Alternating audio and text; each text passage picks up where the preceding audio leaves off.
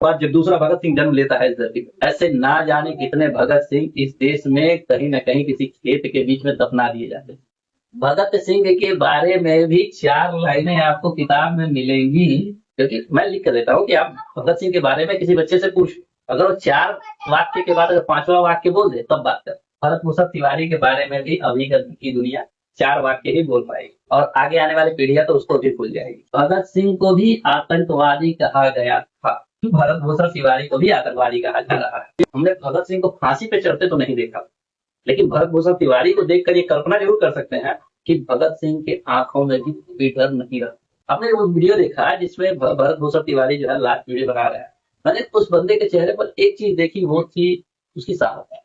मतलब डर है ही नहीं उस बंदे के आंख। और तो और मैंने वो माँ देखी, मैंने वो बाप देखा जो भरत भूषण तिवारी और भगत सिंह जैसे लोगों को जन्म दे, उनकी आंखों में भी कोई डर मुझे नहीं। ये बड़ी आश्चर्य वाली बात। लोग कह रहे हैं कि भरत भूषण तिवारी की तुलना भगत सिंह से नहीं हो सकती, क्योंकि भगत सिंह जो है अंग्रेजों से लड़े। भगत सिंह को भी उस समय का समाज आतंकवादी कहकर बुला रहा था, जिस कारण उनको असेंबली में बम फेंक कर अपने मन की बात, और जो हिंदुस्तान रिपब्लिकन एसोसिएशन जो चाहता है, जो उनका दल था, उसको बताने के लिए खुद को गिरफ्तार करवाना पड़ा। यानी उस समय की जनता भी ऐसे ही बहरी थी, लड़ केवल कुछ लोग रहे। आज की जनता भी बहरी है।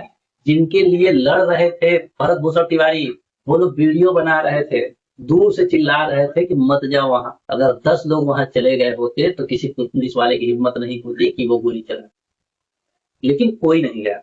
तो क्रांति के मामले में भगत सिंह और भरत भूषण तिवारी में कोई विशेष अंतर नहीं है, बस भगत सिंह इतिहास बन गए हैं। इसलिए जो है भगत सिंह, अब ये भगत सिंह को आदर्श मानता था, और जो भगत सिंह को आदर्श मान के चला, ये तो गलत उसने नहीं किया। और भगत सिंह और भरत भूषण तिवारी का एक विचार जो एकदम समान था, वो ये था कि भगत सिंह ने कहा था कि अगर ये देश अंग्रेजों के गुलामी से आजाद भी हो जाए तो कहीं ना कहीं एक ऊंचा समाज, जो एक समाज को दबाए बैठा है, जो कुछ लोग पूरे लोगों पर शासन कर रहे हैं, ये तो ऐसे ही करेंगे।